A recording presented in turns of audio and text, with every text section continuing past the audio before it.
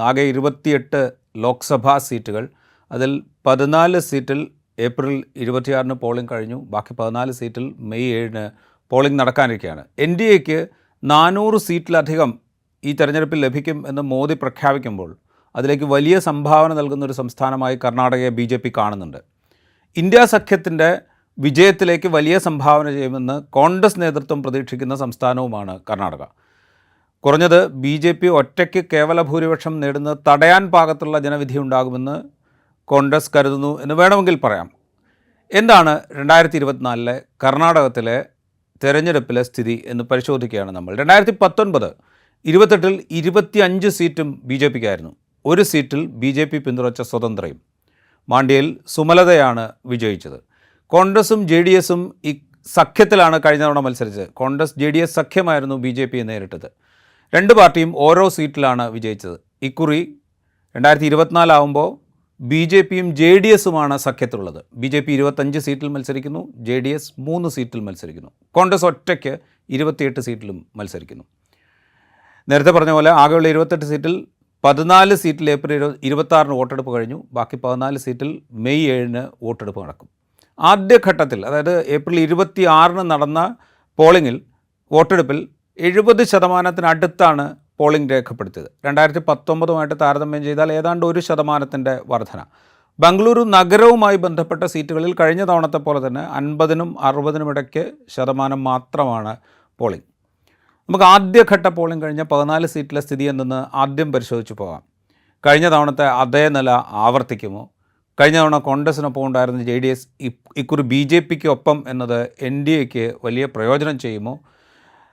നമുക്കൊപ്പം ഉള്ളത് AVS നമ്പൂതിരിയാണ്. അദ്ദേഹം ഡെക്കാൻ ഹെറാൾഡിൻ്റെ മുൻ എഡിറ്ററാണ്. രാജ്യത്ത് തന്നെ ഏറ്റവും സീനിയറായ ജേർണലിസ്റ്റുകളിൽ ഒരാളാണ് അദ്ദേഹം. സ്വാഗതം ശ്രീ AVS നമ്പൂതിരി ഈ സ്പെഷ്യൽ ഇലക്ഷൻ ഷോയിലേക്ക്.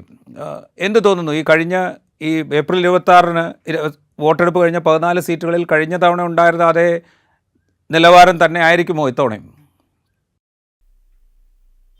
ഒന്നാമത് ഇത് കർണാടകത്തിലുള്ളത് NDA വേഴ്സസ് ഇന്ത്യ അലയൻസ് അല്ല. ഇന്ത്യ ഇല്ല ഇവിടെ കോൺഗ്രസ് മാത്രമേ ഉള്ളൂ. അതുകൊണ്ട് കോൺഗ്രസ് വേഴ്സസ് NDA എന്ന് പറയാം.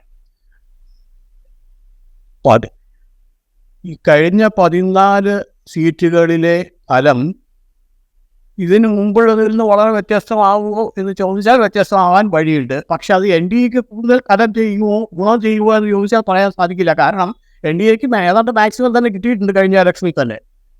ഒരു സീറ്റ് ഒഴിച്ച് ഇപ്പോഴുള്ള 14 സീറ്റിലെ ഒരു സീറ്റ്, അതായത് ബാംഗ്ലൂർ റൂറലിലെ DK ശിവകുമാറിൻ്റെ അന്യൻ DK സുരേഷ് ജയിച്ച ഒരു സീറ്റ് ഒഴിച്ച് ബാക്കി എല്ലാ 13 സീറ്റുകളും NDAയുടെ കീഴിൽ തന്നെയായിരുന്നു.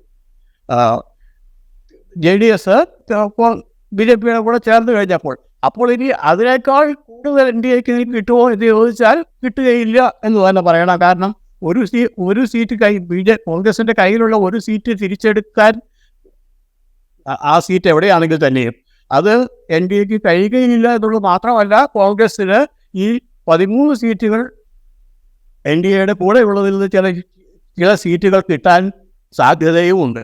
പ്രത്യേകിച്ചും ഇലക്ഷൻ ട്രെൻഡ്സ് ഏതാണ്ട് അതൊക്കെയാണ് കാണിക്കുന്നത് എന്ന് വേണമെങ്കിൽ പറയാവുന്നതായി. നമുക്ക് ഇവിടെ നിന്ന് നോക്കുമ്പോൾ മനസ്സിലാക്കാവുന്ന രീതിയിലുള്ള ചില ട്രെൻഡ്സ് നോക്കിയാൽ കോൺഗ്രസിൻ്റെ നില കഴിഞ്ഞ ഇലക്ഷനേക്കാളും കുറച്ചുകൂടി ഭേദമാവാനാണ് സാധ്യത.